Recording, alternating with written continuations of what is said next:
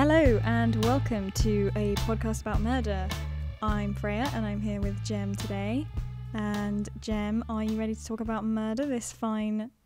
I wrote morning/afternoon. Yeah, I'm ready. Cool. I want to address, because this is the first episode where I'm doing maybe the majority of the speaking. So I wanted to address the fact that I've moved, and so I don't know what sounds are going to come up in this place. So just a word of warning. I like how you say maybe, like you wrote the episode, but I might dominate this recording. It's totally possible. You're an unpredictable character. I really don't know what will come out of you next. So today's case is kind of a landmark case in British criminal history.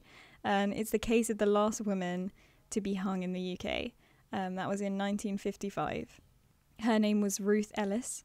I remember that the front page of, I think it was the Daily Mail, on the day of her execution was actually hanging up as a poster in one of my history classrooms at school.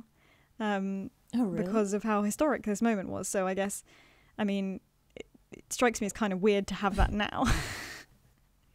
I mean, I don't know if I'd put that in a classroom. No, maybe not. But I remember it being there. Point being, you know, it was that historic that it was like decor in my history classroom, because it meant a lot for the death penalty in general in the country, which hadn't yet been outlawed. It was getting the sort of cogs turning in that sense, and the public's opinion of capital punishment and stuff like that. And there was just a lot of social aftermath, a lot of controversy at that time that ultimately would be pivotal in building momentum towards abolishing the death penalty. So let's start with a bit of background about Ruth. Her mother was a Belgian refugee from the First World War, Elisabetta Goethals, and her father was Arthur Hornby, who later changed his name to Arthur Nielsen for some reason. He was a cellist from Manchester. Ruth was the fifth of 6 children, born in northern Wales in 1926, but the family soon relocated to Basingstoke, which is a town in sort of the centre of southern England. Does that make sense? So I was just trying to visualise. It's kind of near, because you can get a train to it fairly quickly from London, but I've addressed this before, I don't really know what goes on outside of these walls. Outside of London is like a foreign place to me. Like, I don't really know anything about it. Ruth Ellis, then called Ruth Nielsen, left school at 14 years old. She began working as a waitress, and then in 1941 she moved to London along with the rest of her family. In 1944 she became pregnant by a Canadian soldier. She was only 17 when this happened. She named her son Claire Andrea Nielsen, which is an interesting name because they're both names I'd associate with girls. But Claire was actually the name of the father. So I don't know if that was a common Canadian name. Claire does sound like it could be a unisex name. Yeah, I think it's one like of those Leslie? names that used to be unisex and now we only associate it with one. Like, there's another one that's very much like that. Like, I think Madison was only ever, like, obviously it started as a last name, but I think Madison was a boy's name, and now you would really only think of it as a girl's name mostly. Courtney, that's the one I was trying to think of. Courtney used to be a boy's name. Oh, I didn't know that. Yeah, now it's more associated with girls. But Ruth called her son Andy normally, not Claire, even though Claire was the first name, which I can relate to.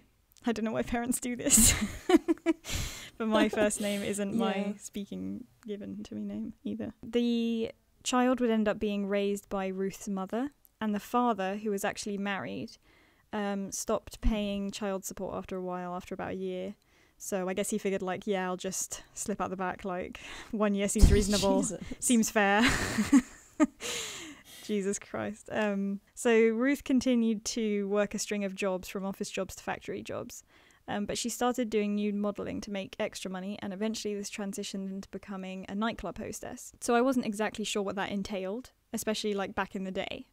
I think mostly she was waitressing, she was interacting with customers, she was entertaining them socially, checking customers in at the door, taking reservations, that sort of thing. But that might have been the surface of it, but I'm sure there was like a seedy side to lots of these things. Particularly because the manager, Maurice Conley, would regularly blackmail the hostesses who worked at his club into sleeping with him. Ruth then gets into sex work, And by 1950, aged 23, this was one of her major jobs. At one point, she got pregnant by one of her clients and she had to have an abortion, which was illegal at the time in the UK. So she had to have probably highly dangerous back alley procedure to terminate the pregnancy. I'm not recounting these aspects of her life to paint her in a poor light or anything, but because I think they paint a picture of her life, the things that she's gone through, the hard things that she's gone through at a young age. She's still really young for all these things to have happened.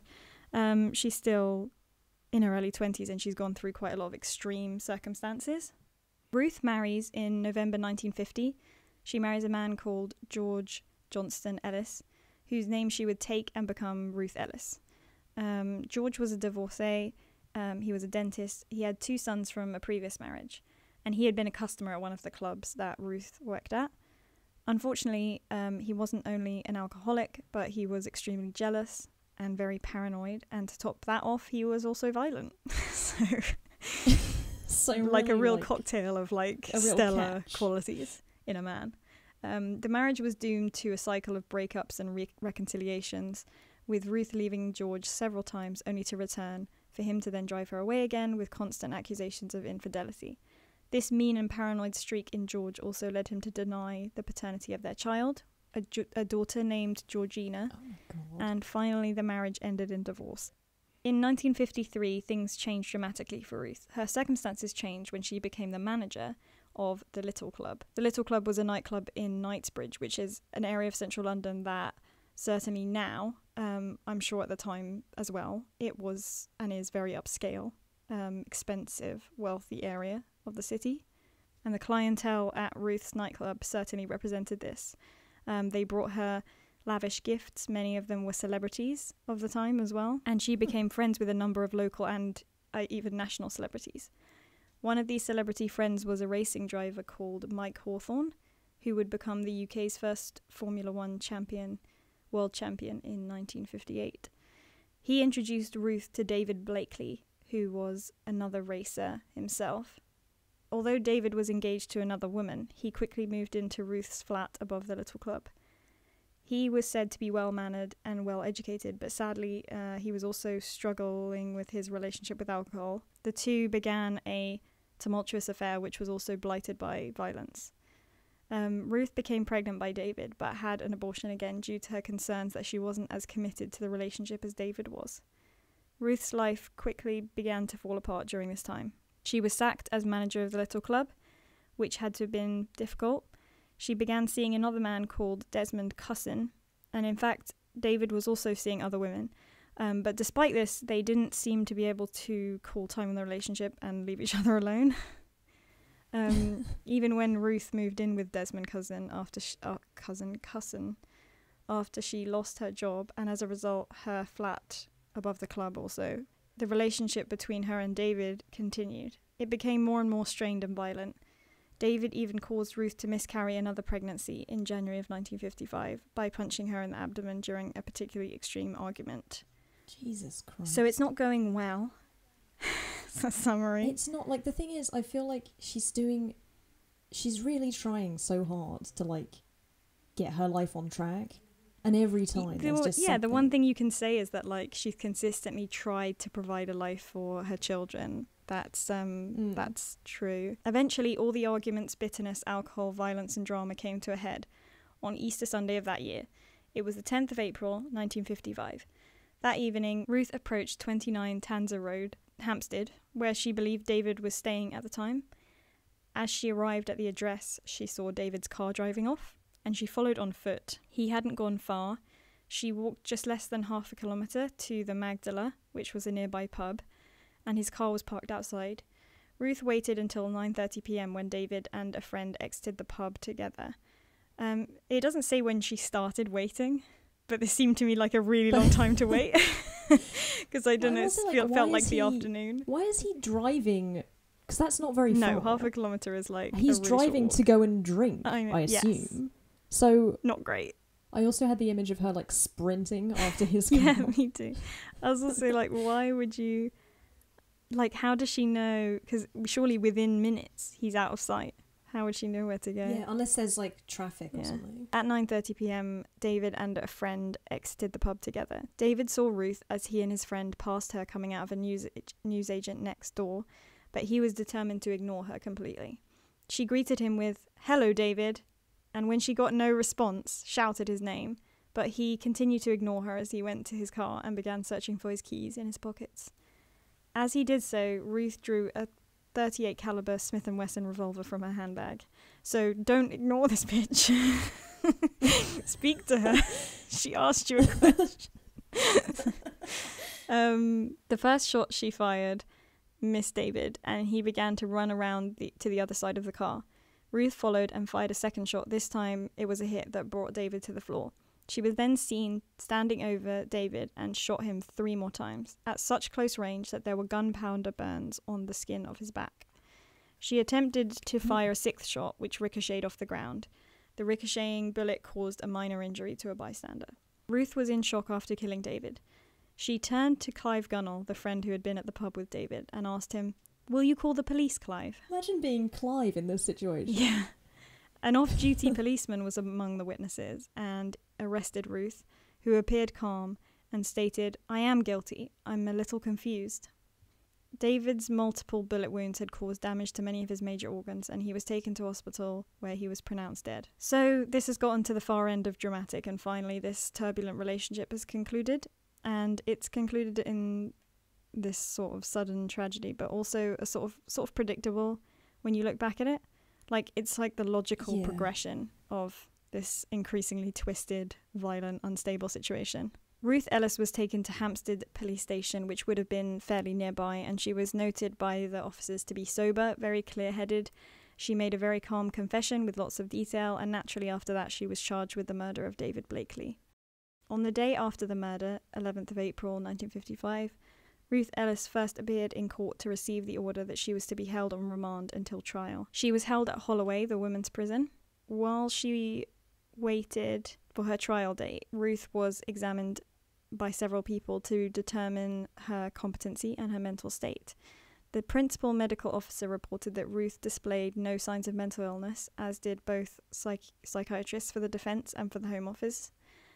By the way, when I was researching this case is when I actually learned that I think the Home Office in the UK is the entity you're defending yourself against when you commit a crime. Really?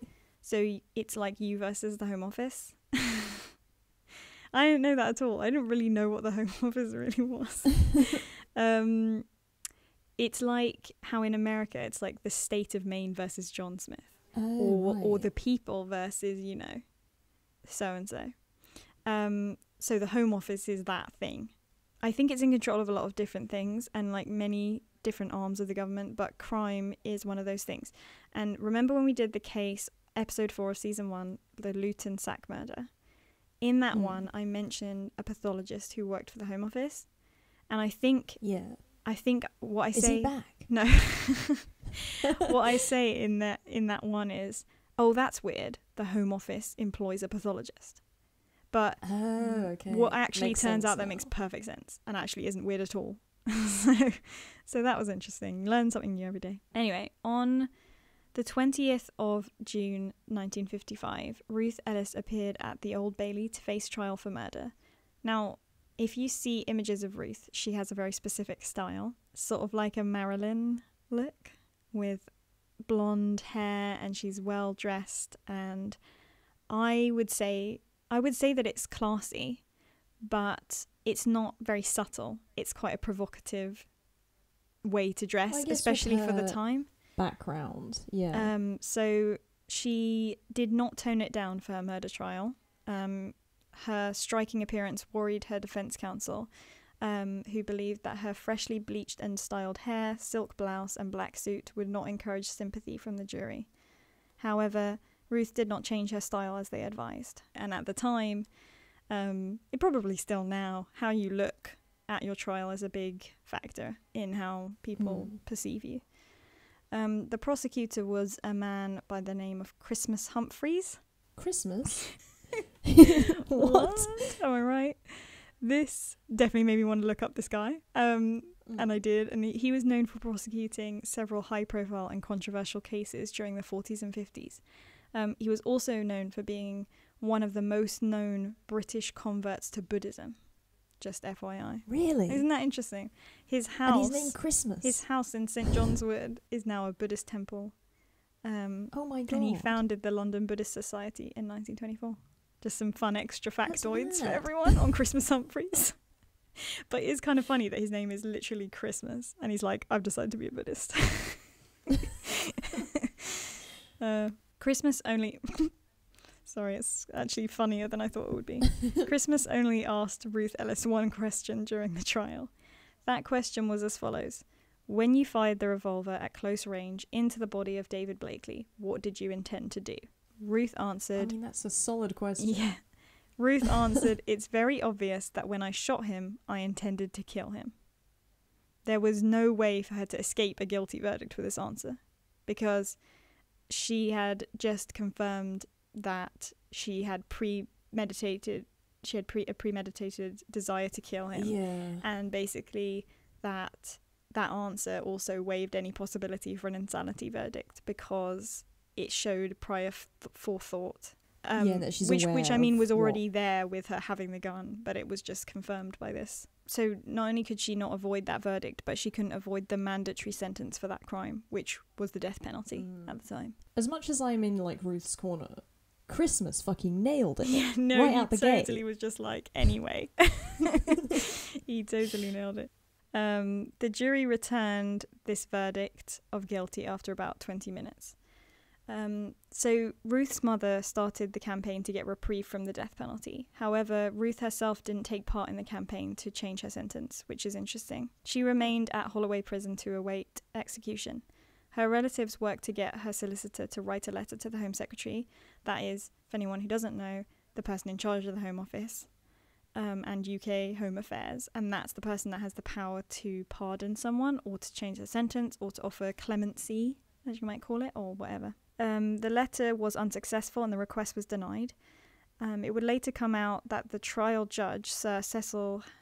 Is that how you say that name? Cecil or Cecil? I think you can say both. Like old-fashioned people will probably say Cecil. I don't know. Well, let's go with Cecil. Sir Cecil Havers. I think it's Cecil. No, I think I'm going to go with Cecil. I only have to say it once, so I don't know why I'm talking about it so much. Sir Cecil Havers had himself written to the Home Secretary and recommended that Ruth receive a reprieve as it was a crime of passion, which is a specific thing. And a crime of passion is a thing that comes from French, as I understand it, crime du passionnel, something. Yeah. Is that correct? Yeah. Which is like a crime committed in the heat of the moment, and it's a special allowance for the emotional like weight of it, which seems like a very French thing. That's so French. Yes. So I love that. It's like, no, but sometimes we just get so emotional that we kill people, and that's okay. And come on, guys, can't we just like understand and let that go a little bit? I mean, we all have them, right? Moments of murderous passion.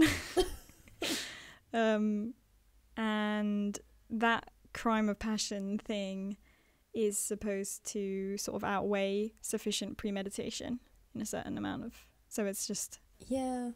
At the same time, though, she waited for him. No, I'm not even arguing with it. It's totally a premeditated crime. She totally intended to kill him. I'm not arguing with it. I just... But she's not even arguing with it. She's not arguing with it either.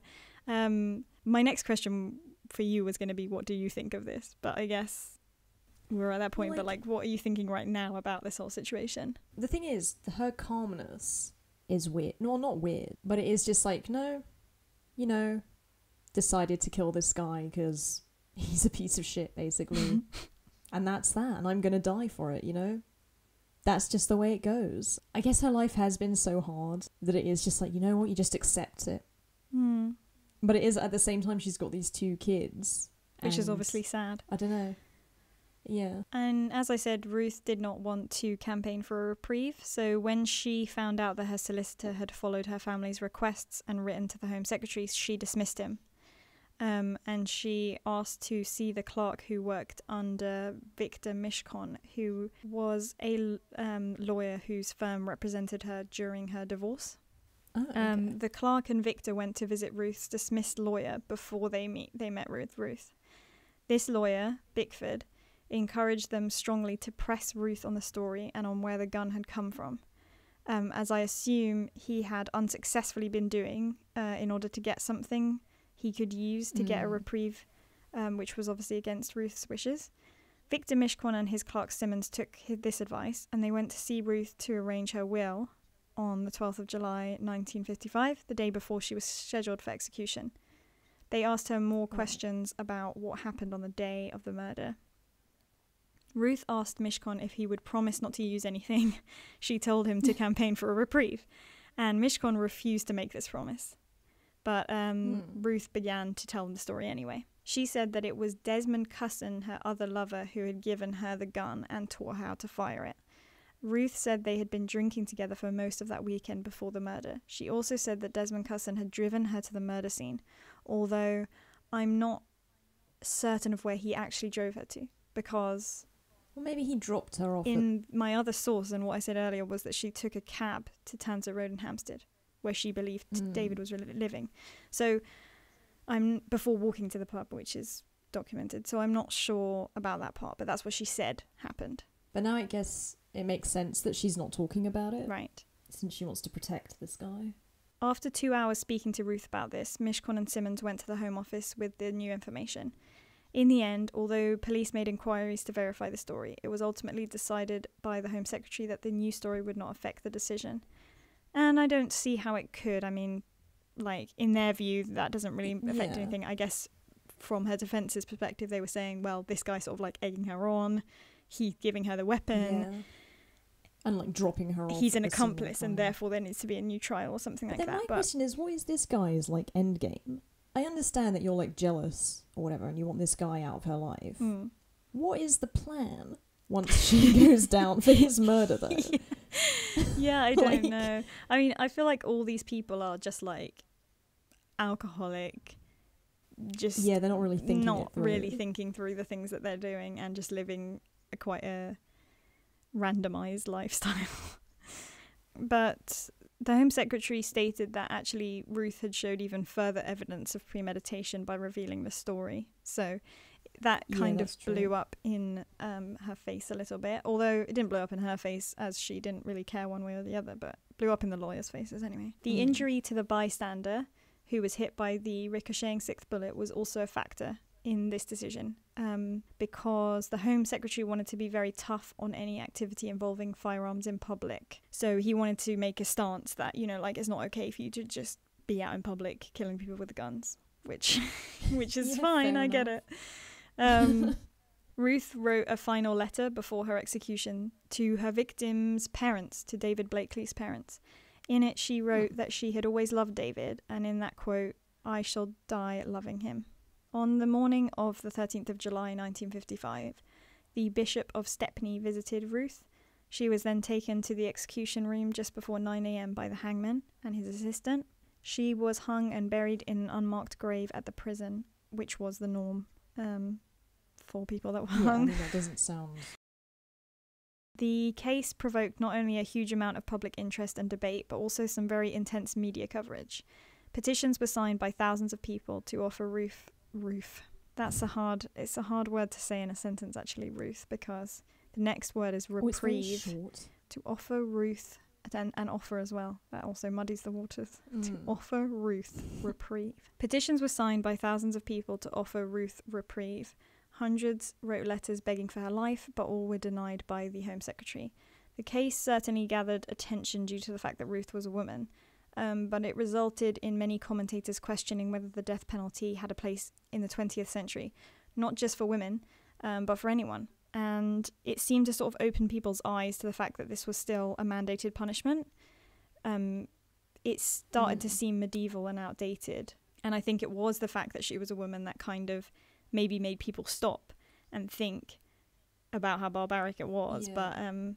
But it wasn't just women that they wanted to outlaw it for. It was everyone. Well, I guess like once you start thinking about it, it sort of applies to everyone. It'd be weird to be like pro-death penalty only for men. Well, I'm pro-death penalty for men.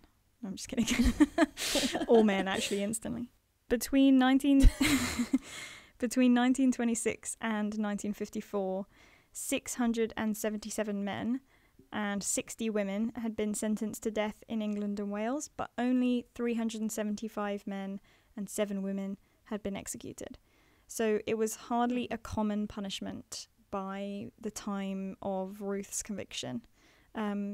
It wasn't normal for, like, it was more normal that you would get clemency, because it was still a mandated punishment, but there was so often a circumstance that your lawyer could argue for that you rarely actually saw the gallows, as it were. I guess maybe also more like convicts were trying to get out of it, whereas in her case it's just kind of like, no, I'm fine with it. Yeah. You know? So I think seeing such a high profile case with an execution kind of reminded people that, oh yeah, we still do this. We still do that. Like, I think people didn't really notice it because it wasn't in the papers every time someone got executed, you know. It was just because this case was more high profile. A lot of people identified with Ruth. A lot of women identified with Ruth being in a relationship that was violent, that seemed inescapable, and they pitied her or empathized even. Others pointed out that David wasn't speaking to Ruth. Ruth sought him out. She was upset that he wasn't coming back to her, and she went to his place with a gun. So she was the aggressor, at least in that final situation, when she could have made a different choice. Yeah. But there's the fact that this woman has been abused in a way. She's literally been punched to the point of having a miscarriage. You know, there's no excuse for that kind of behavior. Even if she was like the worst woman ever and she's so mean and horrible to you all the time, there's no... If you argue all the time, if she's horrible, there's no reason to beat her up, and there's no reason to make her have a miscarriage, like in a civilized society. Many argued that the sentence would not have been carried out even in the US because of Ruth's extremely turbulent life, and that this wouldn't have been considered a normal sentence. Other people said, oh, you know, you just want to go soft because she's a woman or because she's an alcoholic. And that you should just go soft on her. And I guess, like, for me, it's not the womanhood of her. It is the alcoholism, and it is the turbulent life, and it is all of those things are meant, like, they can say she had no mental illnesses, but all of those things are mental illnesses, you know, like. Yeah, I mean, it's not like she's, I don't think that you're not all there if you're constantly trying to seek out a relationship where you're being beaten up all the time. Like, you can't be... That's not a happy person with a well-adjusted state of mind. No, exactly. That's like a sign of someone who is actually in a lot of trouble and probably needs help. So, you know, there's just a few different ways to look at it, and that's why it's sort of interesting. The death penalty was suspended 10 years later in 1965 after the last hanging in Britain, which was in 1964, of Gwyn Evans and Peter Allen, 2 men who murdered a man called John Allen West during a home robbery. The death penalty was then finally formally abolished in 1969. There have been a number of extreme crimes that caused debate in Britain, even as recently as the last 2 decades, as to whether the death penalty should be reinstated. Some of those were the Ruths Murders, trialed in 1966, which was just 1 year after the death penalty was suspended, in which Ian Brady and Myra Hindley murdered 5 children. The Yorkshire Ripper case in 1981, and Ian Huntley, the caretaker who killed 2 10-year-old girls in 2002. It's always with the kids as well. Yeah, that's what gets people's back up, isn't it? A survey in 2009, which is just 10... I mean, that's actually 11 years ago, not 10 years ago. Me wanting to undo 2020, like, subconsciously. I'm like, it's still 2019, we can try again. The result of that survey was 70% of the public supported the death penalty in the UK for specific crimes such as murder. A 2011 survey found 65% support for reinstatement. So that's more than enough to, like, if there was a referendum, that's more than enough to get that motion passed if they were going to do it. The strongest result was always for crimes relating to paedophilia, terrorism, child murder, stuff like that. It's always the very extreme cases like child murder that get people riled up and wanting the death penalty back. And I don't blame them for feeling that way. But I mean, but like, you know my feelings on the death penalty, and all I think when I hear that 70% of people may want the death penalty is I'm actually glad the goddamn general public, the great British public don't get a say in this. Yeah. Because, like, we talked about it before, but, like, I get that there are some crimes where you might want someone dead. And you might think that they deserve to be dead. And maybe they do deserve to be dead. But you just can't give the state the power to kill. It's so much power that can be used so arbitrarily. It's scary. It's like, just a slippery slope. It's not something that belongs in a modern society, in my opinion. Like, you know, wrongful convictions happen. Innocent people have been killed, and innocent people are in prison right now for things they didn't do. And it's been many a case where an innocent person who's been in prison for something that would have received the death penalty. It's proven that the death penalty doesn't reduce crime effectively, which I think is really important because no matter how terrible a person is, I think death is not really a punishment. I mean, having to exist in general is so bad. You should just life is so much worse. Experience it. But it doesn't bring that person back. It doesn't achieve anything. And at the end of the day, that's that on that. But I do think I do think it's interesting though, and it is an interesting debate. It's interesting that so many people support it. Yeah, I think that as well. But I think, Britain is, like, I was just talking about this earlier to my dad and my brother, that Britain is actually a very conservative country, like culturally, like knee-jerk kind of people. Like, we have a lot of instant reactions that we should be protected from ourselves. No, but there's a sort of mentality. I don't know if this is specific to, like, the UK, but it is like, if you do something, then you deserve that thing to be done to you. Right. Yeah. There's a sense of, like, weird justice. Yeah. That's exactly. very present, I feel like. Yeah.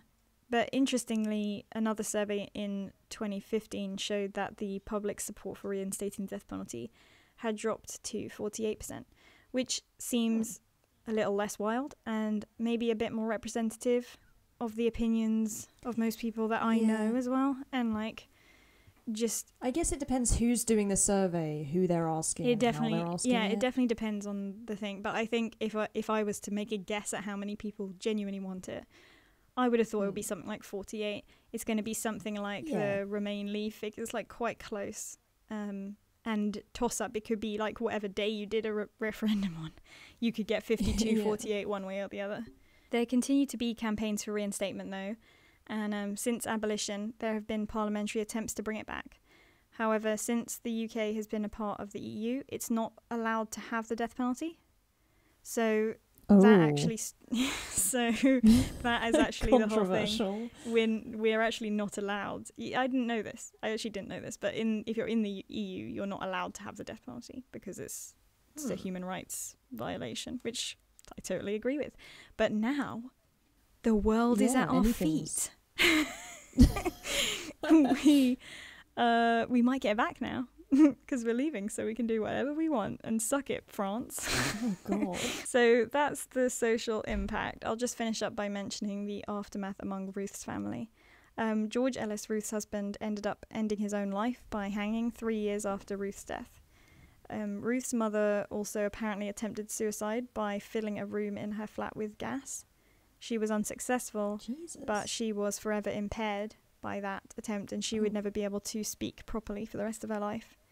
So that's hardcore. In the 1970s, all the remains of executed women at Holloway Prison were exhumed, and they were reburied in other places, which is interesting. I guess they didn't want... Weird to rebury them. Why wouldn't you just cremate them or something? I have no idea. I guess they wouldn't know what their wishes were, and in a sense, being buried is almost like default still for us. Ruth was buried in the yard of St. Mary's Church in Amersham alongside a headstone. This headstone would be destroyed by her son, Andy, who would then sadly also commit suicide in 1982. So... I mean, he's had a rough life. Yeah, definitely. I mean, I imagine. Super rough. His childhood wasn't... Oh, yeah, for sure. Great. For sure. And I can understand why he'd have so much anger towards his mother. Yeah. For sure. Something interesting is that after Ruth's death, the judge of her trial, Sir Cecil Havers, I did have to say it another time. I didn't think I'd have to say it again, but here he is again. Sir Cecil Havers would actually send money to ensure that Andy was looked after, which is interesting. And then when Andy committed suicide, his funeral was paid for by none other than Christmas Humphreys. So all of these people who are sort of involved, I think, feel a degree of, if not guilt, then like sadness about how everything had sort of worked out and what they had to do, as it were. Ruth's daughter Georgina was fostered to a new family after her father George's death. Some people have supported pardon campaigns for Ruth Ellis in light of the involvement of Desmond Cusson and also the fact that David Blakely was abusive, but these have been unsuccessful, with the court commenting in 2003 that Ruth was unquestionably guilty and sentenced under the law at the time, so it was not a matter for public concern. The case, nevertheless, continues to attract attention and inspire film, television and theatre to this day. So that's the story of Ruth Ellis, the last woman to be hung in the UK. Very interesting turning point in UK criminal history, and it shows how black and white the law can be, with that one single question by the prosecutor all hinged on, did you mean to kill him? Yes. There's no room in the law to argue for Ruth's experience in life and in relationships to have some way contributed to what she did. There was no room for nuance. She had been to the hospital for some of the injuries she'd received from David Blakely. She'd had a pregnancy that had been lost to that violence. It's not an excuse to murdering him, of course, but it's a starting point for mercy, I think. So, you know, I would never say like, yeah, go on, girl, like, good job. But it's like, it's a starting point to give someone a little bit of mercy. Like, she obviously intended to kill him, but no normal person goes out intending to kill another person. There has to be a reason for that, and to not look into the reasons for it seems, I feel like it's a bit, yeah, it's a starting point for not hanging a person and instead having them spend their life in prison, for example, something else. In the words of MP Sidney Silverman, who campaigned to abolish the death penalty, quote, "She seems to most people a normal human, all too human, being weak, foolish and hypersensitive."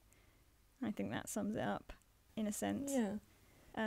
Everyone that you kill with the death penalty is a person, no matter how you might want to feel that they're a monster because they've taken someone's life. Everyone is a person at the end of the day who's made decisions, who's had things happen to them. So it's just something that we should all be thinking about, I think. I find it interesting how people were very, like, she was very humanized, I feel like, and people had a sort of positive response to her, which is quite rare in these cases of women committing murder. Yeah, you're right. Where they're often hadn't really quite thought demonized. Of it that way around, actually, and it's true. And I think it was just that so much was changing at that time that we were open for all of these conversations a bit more than we might have been at a different time in our history. But thank you for listening to a podcast about murder. We hope you are enjoying the new season of episodes so far and having a great day. Don't forget to follow us on social media. Instagram at A Podcast About Murder, Twitter at About Murder, Facebook at A Podcast About Murder with no E, and on YouTube search channels for A Podcast About Murder. Same time next week. Have a great... Whatever time that may be. Have a great weekend. Cool.